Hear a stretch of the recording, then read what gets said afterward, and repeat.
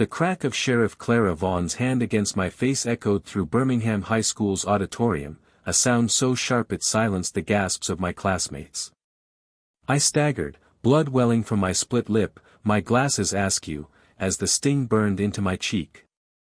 At 16, I, Aisha Thompson, had just challenged the sheriff's lies about a 1963 civil rights march, and now I stood exposed, heart hammering, under the glare of hundreds of eyes. Phones were already out, recording, as Principal Ronald Tate scrambled toward me, his face a mask of panic. Then, from the back of the room, a slow, deliberate clap broke the chaos. U.S. Secretary of Defense Marcus Ellison, a Birmingham native turned national titan, stood in the doorway, his presence like a thunderclap, eyes blazing with fury that made even Vaughn pause. I'm no hero. Just a black girl who loves history, driven by my uncle's tales of marching for freedom, and my virtual reality project, Birmingham Unveiled, which brings buried stories to life. But today, I'd crossed a line, and as Marcus's claps grew louder, I knew my life, and this city's secrets, would never be the same. I'd woken that morning with a knot in my stomach, knowing the Civic Pride Assembly would be my chance to speak. Sheriff Vaughan, a wiry woman with a steel gaze, was Birmingham's untouchable queen, her family ruling law enforcement for 3 generations. Her grandmother, Sheriff Esther Vaughan, had crushed dissent in the 1960s, and Clara carried that legacy with pride. To white residents in the North Side, she was a protector. To us in the Black West Side, where I lived with my Aunt Nia in a cramped apartment, she was a specter of fear, arrests without cause, stories of lost evidence. My Uncle Jamal, who'd marched in '63, lost his job after a protest, and his whispered warnings fueled my resolve. I'd spent months on Birmingham Unveiled, coding VR scenes of the 1963 march, where Esther Vaughan's deputies attacked black teens, evidence buried to shield her allies. My project, shared online, had thousands of views, but today, I'd bring it to the sheriff herself. As Vaughan took the stage, her badge gleaming, she spun a tale of the '63 march as a brief unrest, calmed by her grandmother's firm hand. My classmates slouched, bored, but I burned inside. Principal Tate, a black man in his 40s who'd mastered dodging conflict, beamed as if her words were gospel. I thought of Nia, a nurse who'd raised me since my parents' car accident a decade ago, urging me to be bold but safe. Safety wasn't an option now. I raised my hand, voice steady despite my racing pulse. Sheriff Vaughan, FBI files show your grandmother ordered attacks on unarmed black marchers in 1963 and hid witness statements. Why is this erased from Birmingham's history? The room froze. Tate's smile vanished. Vaughan's eyes narrowed, her voice low. Girl, you're slandering my family and this city. I pulled my tablet, showing VR stills. I have proof. The truth matters. She was on me in seconds, her slap a lightning bolt of rage. Pain seared, but I stood tall, tasting blood, refusing to shrink. Classmates gasped, some filming, others shouting. Tate babbled about order, more worried about his job than me. Vaughan loomed, her face a storm, but I saw fear flicker. She knew I'd struck a nerve. My VR project wasn't just schoolwork, it was a weapon, exposing her family's lies. I thought of Uncle Jamal, his voice cracking as he told me of lost friends, and Nia's late-night prayers for change. I wouldn't let them down. Then came Marcus Ellison's claps, each one a hammer on Vaughan's authority. A Birmingham son who'd faced racism here before rising to the Pentagon, his tailored suit and calm fury shifted the air. I'd connected with Marcus through a national tech mentorship, his feedback on my VR sharpening its impact, but we'd kept it secret to avoid her wrath. Now, he was my shield. Sheriff Vaughan, he said, voice slicing the noise, you've shown Birmingham's shame. Chaos erupted. Kids yelling, some fleeing, others crowding closer, phones up. Vaughan's deputies flanked her, their glares menacing, making my skin prickle. Marcus strode forward, his team behind him, and seized the microphone from Tate. This is an assault on a child and truth itself, he declared. Sheriff, leave now. Vaughn bristled, her pride a fortress. This is my city, Mr. Secretary. She's spreading lies. Marcus didn't blink. Your city doesn't excuse violence. Federal law says I outrank you here. The standoff was a live wire, every word crackling. I clutched my tablet, cheek throbbing, but my spirit soared. I'd expected pushback, not a slap, yet I felt alive, rooted in the courage of those who'd marched before. Nia burst in, her nurse's scrubs wrinkled, eyes wide with terror. She'd gotten texts from my friend Kayla, a debate team star who'd urged me to speak. Who hurt my girl? Nia demanded, shoving past Tate. Seeing my face, she froze, then turned on him. You let this happen. Tate's excuses, something about protocols, crumbled under her glare. Marcus approached Nia, his voice low, calming. I later learned he'd told her of our mentorship, a bond that gave me strength.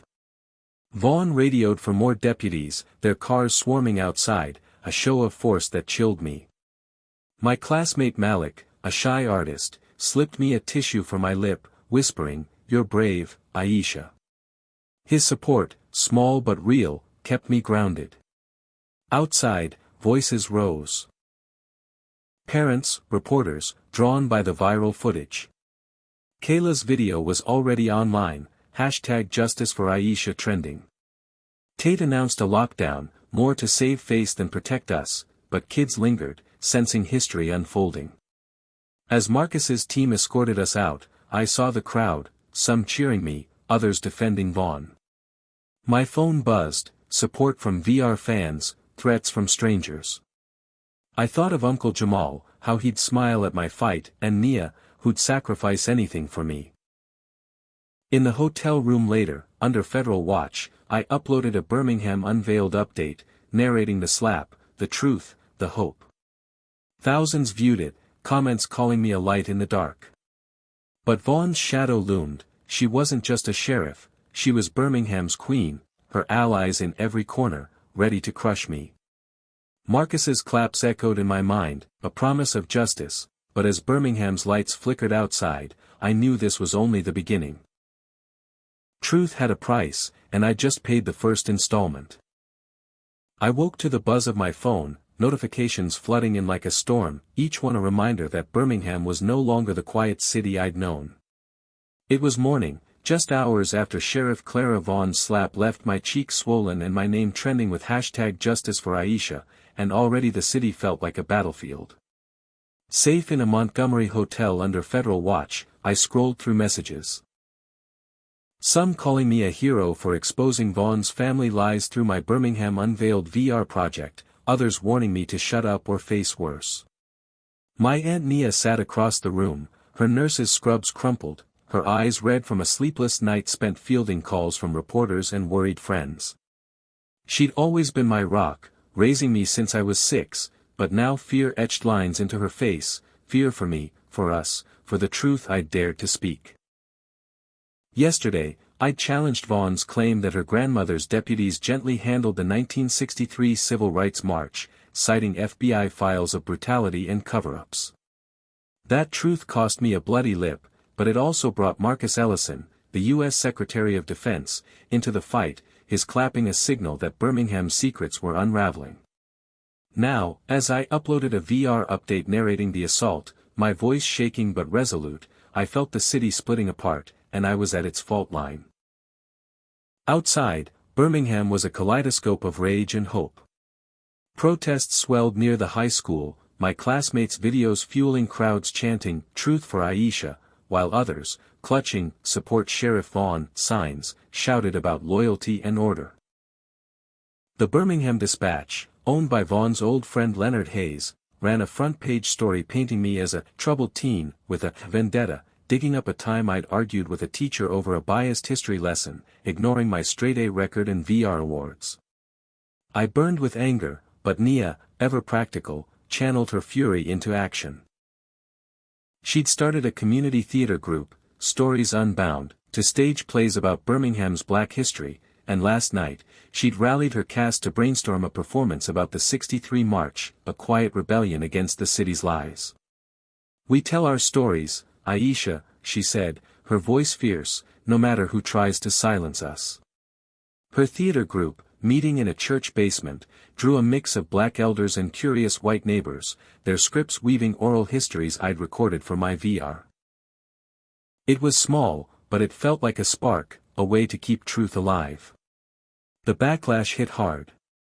Our West Side apartment, empty since we'd been moved for safety, was vandalized, windows smashed, "Troublemaker" scrawled in paint across the door. Nia got a call from the hospital, where Vaughn's brother-in-law chaired the board, hinting her job was at risk if she kept speaking out. My phone buzzed with texts from classmates. Kayla, my debate team partner, sent a heart emoji and a link to her petition for Vaughn's resignation, but others, like my lab partner Jaden, went silent, their parents warning them to steer clear of me. I felt a pang of loneliness, my usual confidence shaken. Kayla, with her quick wit and bold streak, had pushed me to speak at the assembly, but now even she admitted her mom was nervous about her involvement. Malik, the shy artist who'd given me a tissue yesterday, texted a sketch of me holding my tablet, captioned, "Keep shining." His quiet support warmed me, but it couldn't erase the isolation creeping in. I thought of Uncle Jamal, whose stories of marching in '63 gave me courage, and how he'd lost everything for speaking out. Was I destined for the same? Sheriff Vaughn wasn't just a woman scorned, she was a strategist, her power woven into Birmingham's fabric.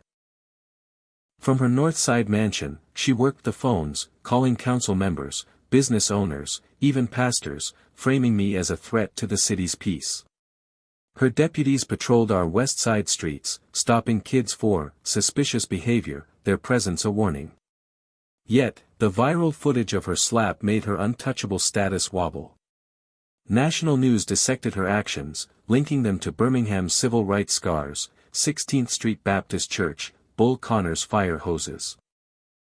My VR update, now at 100,000 views, added fuel, with users from Seattle to Miami recreating '63 March scenes in solidarity. I felt a surge of pride, but also dread. Vaughn wouldn't go down quietly. Her eyes at the assembly, sharp with fear beneath the rage, told me she'd fight to protect her family's legacy, a legacy built on silencing voices like mine. Marcus Ellison, stationed at Birmingham's Federal Building, was my lifeline. A West Side kid who'd faced the same slurs I did, he'd mentored me through a tech program, drawn to my VR's raw honesty. Now, he led a DOJ task force, probing not just the slap but decades of police misconduct. He met with Nia, revealing our mentorship, a secret we'd kept to avoid Vaughn's wrath. "Aisha's not alone," he told her, his voice steady, and Nia's shoulders relaxed, if only a little. Marcus's team interviewed West Side elders, their stories of Vaughn's grandmother echoing my findings. I wanted to cheer, but Principal Tate's actions doused my hope. He called Nia, suggesting I transfer to a neighboring school, for everyone's sake, his voice dripping with false concern. Nia snapped, "You're punishing Aisha for being attacked." Tate, who'd always played both sides, mumbled about tensions, but I saw through him. He feared Vaughn's allies on the school board. His cowardice stung, reminding me how truth could be buried by those too scared to fight. Nia's theater group grew, a beacon in the storm. At their meeting, I watched a white retiree, Mrs. Clara, tear up as an elder shared a '63 March memory, her guilt palpable. It wasn't much, but it was a start, a crack in Birmingham's wall of denial. I recorded their rehearsal for my VR, blending their voices with archival footage, my fingers trembling with purpose. Kayla's petition hit 5,000 signatures, and Malik offered to design its logo, his shy smile a rare gift. But Vaughn's shadow loomed larger. A radio host, backed by her allies, called me a divisive instigator, and my stomach twisted. I confided in Nia, my voice small. "What if I've made things worse?" She cupped my face, her eyes fierce. "You've made them honest, Aisha. That's worth everything." Her words steadied me, but as I lay awake, Birmingham's protests replayed in my mind: signs, chants, the city's heart breaking open. My VR had lit a fuse, and Vaughan's slap was the explosion, but the fallout was mine to navigate. Marcus's promise, Nia's courage, Kayla's fire, Malik's art, they held me up, but Vaughan's next move was coming, and I braced for its weight, knowing truth was a battle I couldn't abandon. I sat in a dimly lit Montgomery safe house, my laptop glowing with the latest Truth in Time update, a virtual reality art project I'd launched to let kids across America recreate Birmingham's hidden histories in immersive scenes. My cheek still ached from Sheriff Clara Vaughan's slap a week ago, a bruise fading but a memory burning, and the weight of Birmingham's division pressed heavier than ever. My name is Aisha Thompson, a 16-year-old black girl whose Birmingham Unveiled VR exposed Vaughan's family lies about the 1963 Civil Rights March, sparking protests and a federal probe led by U.S. Secretary of Defense Marcus Ellison. But truth came at a cost: our West Side apartment vandalized, my Aunt Nia's job threatened, and my friends pulling away, scared of Vaughan's reach.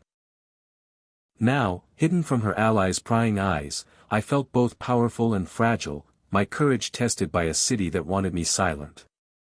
The safe house, arranged by a group called the Beacon Alliance, was my refuge, a quiet ranch owned by a retired judge who'd never set foot in Birmingham. The Alliance, a network of black professionals built on civil rights roots, had swooped in like guardian angels, their tech experts securing my devices against Vaughan's surveillance, their lawyers bolstering Marcus's DOJ team, and their counselors helping me untangle the knot of fear and pride in my chest. They'd even set up a fund to protect Nia if the hospital fired her, a lifeline that let her keep running her story's unraveled theater group, now rehearsing a play about the '63 march that drew crowds despite Vaughan's threats. I'd never felt so supported, yet so alone, until the Alliance linked me with other young activists in virtual forums. A girl from Atlanta, Maya, shared how she'd faced smear campaigns for exposing police bias, her words like a mirror to my own struggle.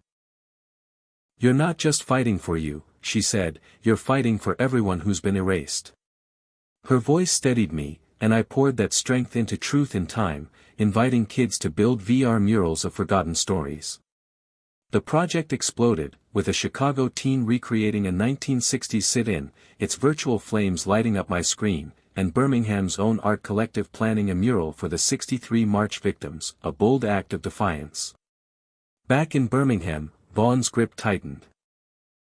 She wasn't just a sheriff, she was a chess master, moving pieces to crush dissent. Her allies on the city council pushed ordinances to limit protests, while her deputies harassed West Side businesses, citing code violations. I learned from Marcus that she'd hired a private firm to dig into my past, hoping to discredit my VR work. Her fear, glimpsed in her eyes when I challenged her, had hardened into desperation, a woman whose legacy was her lifeblood. I hated her for hurting me, but I pitied her too. Her power was a cage, built on lies she couldn't escape. Yet, her tactics worked. My debate teammate Kayla, fierce and loyal, told me her mom had banned her from protests after a deputy followed her home, her voice cracking with guilt. I wanted to hug her, to say it wasn't her fault, but the distance stung. Malik, the artist whose sketch had lifted me, offered to design Truth in Time's logo, his quiet courage a bomb, but even he admitted his dad worried about retaliation. Principal Tate, ever the coward, met with Nia, hinting I'd be suspended for disrupting the assembly, his betrayal cutting deep. I'd admired him once, a black man in charge, but his fear of Vaughan's school board allies made him small. Then came the unexpected. Mr. Leonard Brooks, my history teacher, slipped me a flash drive at a secret meeting, his hands trembling. "School board's planning to expel you," he whispered, "but I've got their emails." His risk, defying Tate's orders, floored me. Brooks, soft-spoken and cautious, had chosen truth over safety. I saw his shame for staying silent too long, and his resolve to make it right. Another surprise was Sarah Bennett, a white senior whose family dined with Vaughan's. She posted a video online, detailing how black students faced harsher punishments at school, her voice shaking but clear. Aisha's right, she said, we've ignored this too long. Her stand, shared by thousands, cracked Vaughn's hold on Birmingham's elite, but I worried for her, she'd pay a price, just like me. Nia's theater group grew, a white mechanic named Tom joining to share his father's regret for ignoring 63's violence, his honesty a bridge I hadn't expected. These allies, fragile but real, made me believe Birmingham could change. The Alliance's digital archive became my weapon. Residents sent anonymous testimonies, elders recalling Vaughn's grandmother's brutality, teens describing recent harassment. I wove their voices into Truth in Time, creating a virtual oral history museum, its servers untouchable by Vaughn's reach. National voices amplified us. A poet laureate shared my VR, a basketball star funded our mural, and a documentary crew planned Birmingham's reckoning. But Vaughan fought back, her deputies tailing Alliance members, their cars circling our safe house. A chilling moment came when Nia found a note in her scrubs, "Tell your girl to stop." My heart sank, guilt gnawing at me, had I endangered her? Nia, sensing my doubt, pulled me close. "This isn't on you," she said, her voice a fortress. "We're fighting for Jamal, for everyone." Her mention of Uncle Jamal, whose march inspired me, rekindled my fire. Marcus's DOJ probe deepened, uncovering Vaughn's orders to monitor Westside kids, including me. He called, his voice warm but urgent, promising justice but warning of Vaughn's next move. I felt a mix of hope and dread, hope from the Alliance's embrace, dread from Vaughn's shadow. At night, I lay awake, replaying Maya's words, Sarah's video, Malik's sketch. Truth in Time's murals were my rebellion, each pixel a refusal to be silenced. But as Birmingham's protests grew, so did Vaughn's fury, her fear of exposure driving her to darker tactics. I clutched my tablet, its glow a beacon, knowing I'd ignited a movement I couldn't control. The Alliance, Nia, my allies, they were my strength, but Vaughn's next strike was coming, and I braced for its weight, my heart whispering that truth, once spoken, could never be undone. I stood in the Montgomery safe house, my hands trembling as I watched Sheriff Clara Vaughn's press conference stream live on my laptop, her voice sharp and unhinged, a far cry from the calculated queen who'd slapped me 3 weeks ago for exposing her family's lies about Birmingham's 1963 Civil Rights March. My name is Aisha Thompson, a 16-year-old black girl whose Birmingham Unveiled VR project and Truth in Time art initiative had turned me into a symbol of resistance, sparking a federal probe led by U.S. Secretary of Defense Marcus Ellison and a citywide reckoning. But the cost was steep. My Aunt Nia's job hung by a thread, our West Side apartment was a vandalized shell, and my friends faced harassment for supporting me. Now, as Vaughn's words crackled through the screen, I felt the ground shift, her downfall unfolding in real time, yet my heart wrestled with guilt for the chaos I'd unleashed. The Beacon Alliance, the network of black professionals shielding us, had fortified our safe house with encrypted lines and legal support, their virtual forums with activists like Maya from Atlanta reminding me I wasn't alone. But Birmingham was a pressure cooker, and Vaughan, cornered by viral footage of her slap and my VR's undeniable evidence, was lashing out. Her press conference, meant to paint her as a victim of outside agitators, unraveled when a black reporter, calm but persistent, asked about DOJ findings of her grandmother's 1963 cover-ups. Vaughan's face flushed crimson, her finger jabbing the air. "Whose side are you on?" She snapped, then, in a moment that froze my breath, she roared, "That Thompson girl got what she deserved for dragging my family through the mud. Her kind needs to learn respect." The words, broadcast to millions, were a death knell for her support, even among Northside moderates who'd clung to her badge's authority. Social media erupted, #VaughnMustGo trending alongside #Justice for Aisha, my Truth in Time murals now symbols of a city demanding truth. I should have felt triumph, but I felt sick, picturing the West Side kids now facing her deputy's wrath because of me. Vaughn's desperation had been building, her chess moves faltering. The Beacon Alliance uncovered leaked emails, slipped to Marcus's DOJ team by a whistleblower, a young deputy shaken by Vaughn's orders to tail West Side teens, including me, and destroy old March records. The emails, chilling in their precision, showed Vaughn's plan to neutralize my VR project by framing me as a hacker, a lie that collapsed when my code's integrity was verified. Her fear, once a flicker in her eyes, was now a wildfire, consuming her judgment. I saw her not just as a villain but as a woman trapped by her own legacy, her grandmother's shadow demanding she preserve a rotten dynasty at any cost. Yet, her cruelty cut deep. Kayla, my debate partner, told me her family's store was hit with sudden inspections, her voice heavy with exhaustion. "I'm still with you, Aisha," she said, "but it's hard." Malik, the artist whose Truth in Time logo gave our murals life, faced a school suspension for vandalism after sketching a protest scene, his quiet defiance fading under pressure. I wanted to protect them, but my own guilt was a weight. Had I pushed too far? The turning point came not from me, but from Vaughn's own blood. Her daughter, Officer Lena Vaughn, a 24-year-old rookie with her mother's sharp jaw but softer eyes, stepped out of the police station during the conference's aftermath, her badge in hand. On live TV, she faced the cameras, voice trembling but resolute. "My mother's wrong," she said. "Aisha's VR about my great-grandmother's crimes is true. I joined to serve Birmingham, not to hide its sins." Her words hit me like a wave, relief and awe washing over my guilt. Lena's defection, a betrayal Vaughn couldn't withstand, broke her department's loyalty. Deputies followed, abandoning her, their faces weary of lies. I saw Lena's sacrifice, her family ties severed, her future uncertain, and felt a kinship, a shared burden of truth. Marcus seized the moment, announcing the DOJ's takeover of Birmingham's police, suspending Vaughn and launching a student-led restorative justice council at our high school, a new idea where kids like me and Kayla would mediate conflicts and address bias. I felt a spark of hope, imagining a school where truth wasn't punished. Birmingham's streets pulsed with change.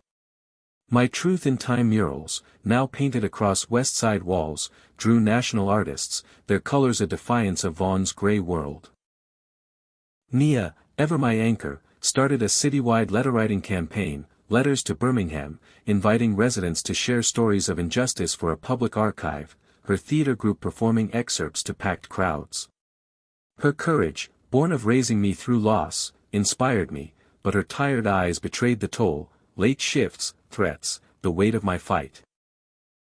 Principal Tate, still dodging accountability, opposed the Restorative Council, claiming it politicized education, but Sarah Bennett, the white senior who'd spoken out, rallied students to demand it, her privilege now a tool for change. Sarah's bravery, risking her family's status, made me question my own resentment toward Northsiders. Could we build something new together? Mr. Brooks, my history teacher, joined the letter campaign, sharing his own shame for teaching sanitized history, his redemption a quiet victory. Vaughn's final stand was a desperate gasp. Barricading herself in the station with loyalists, she called the DOJ's move tyranny, her voice frantic over radio waves. Birmingham held its breath, schools closed, shops shuttered, protests swelling. I stayed low, Marcus urging caution, but I couldn't resist adding a Truth in Time scene of Lena's speech, its virtual crowd cheering her courage. After 36 hours, Vaughn surrendered, her exit a defeated shuffle captured by news cameras, her once untouchable aura shattered. I watched, heart pounding, not with joy but with resolve. Her fall was justice, but Birmingham's healing was on us. The Restorative Council's first meeting, led by me and Kayla, saw Malik share his suspension's unfairness, his voice stronger now. Nia's letters poured in, West Side elders and North Side youth writing side by side, their words a tapestry of pain and hope. Yet, I lay awake, guilt lingering. Had I broken Birmingham to save it? Nia's hand found mine, her voice soft. You didn't break it, Aisha. You opened it. Her faith, Lena's sacrifice, Sarah's risk. They were my strength, but Vaughn's shadow, though fading, warned me the fight wasn't over. Truth had won a battle, but its war was just beginning, and I braced for what lay ahead, my VR glowing with Birmingham's unbreakable spirit. 1 year after Sheriff Clara Vaughan's slap tore through my world and Birmingham's carefully woven lies, I stood at the podium in Birmingham High School's auditorium, my voice trembling not with fear but with a hard-earned pride as I faced a crowd that stretched beyond the seats, a vibrant mosaic of West Side and North Side, black and white, young and old, united to celebrate what we called the Birmingham Awakening. I'm Aisha Thompson, a 17-year-old black girl whose Birmingham Unveiled VR project and Truth in Time art initiative exposed Vaughan's family cover-up of the 1963 Civil Rights March's brutality, sparking a federal probe, a city's transformation, and a movement that cost me a bruised cheek but gave me a purpose I never imagined. The past year had been a crucible. Our West Side apartment defaced, my Aunt Nia's job at risk, my friends Kayla and Malik targeted, and Vaughan's desperate campaign to silence me ending in her conviction and the unraveling of Birmingham's corrupt core. Now, as I spoke to this sea of faces, my heart swelled with the weight of what we'd built, a city not healed but healing, its truth a foundation for something new.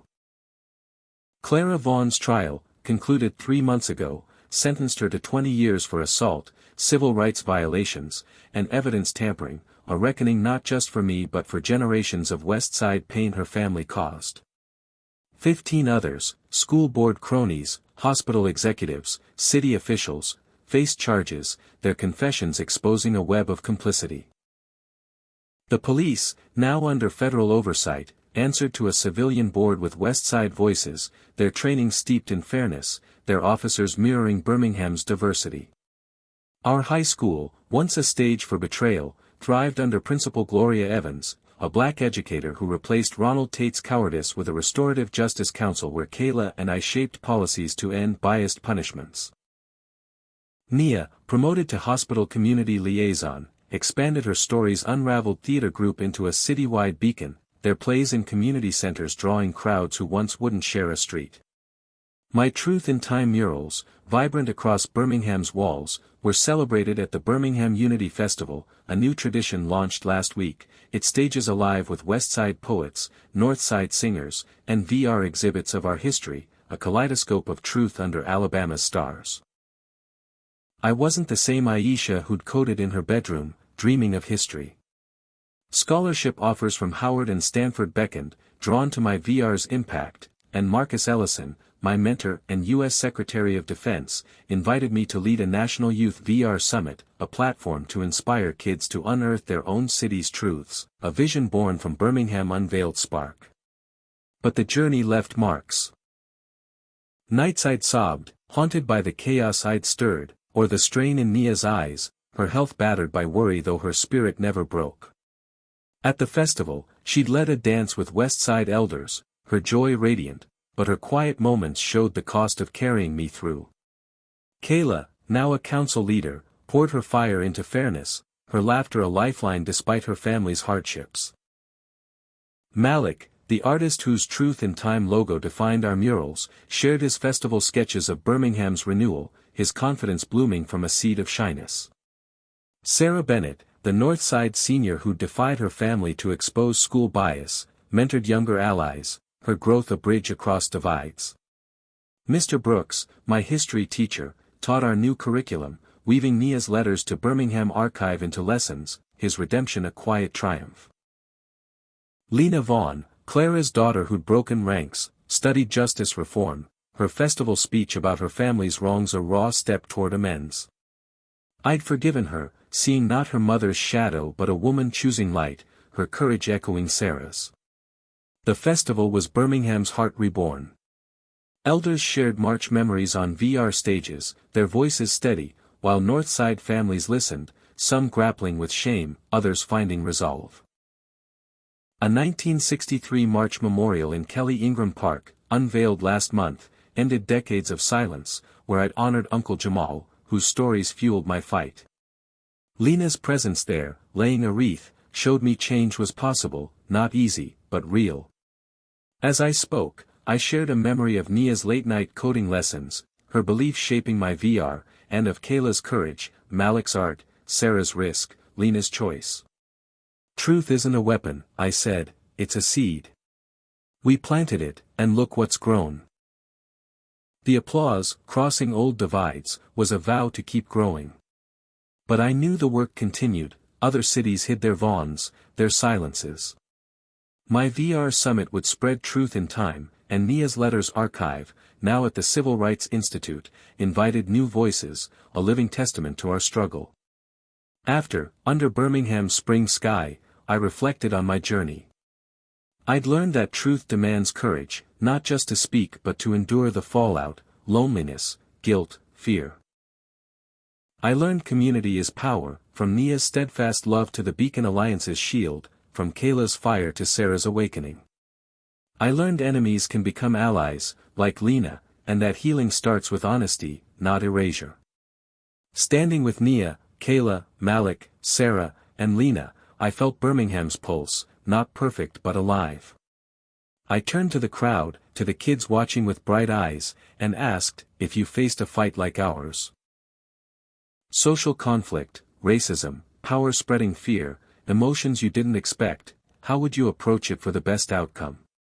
I urged them to find their truth, their allies, their voice, because Birmingham taught me one voice can spark a movement, but many can remake a world. As Nia squeezed my hand, the city's lights glowed, a Birmingham awake, honest, and ready for tomorrow, its future ours to shape, one truth at a time.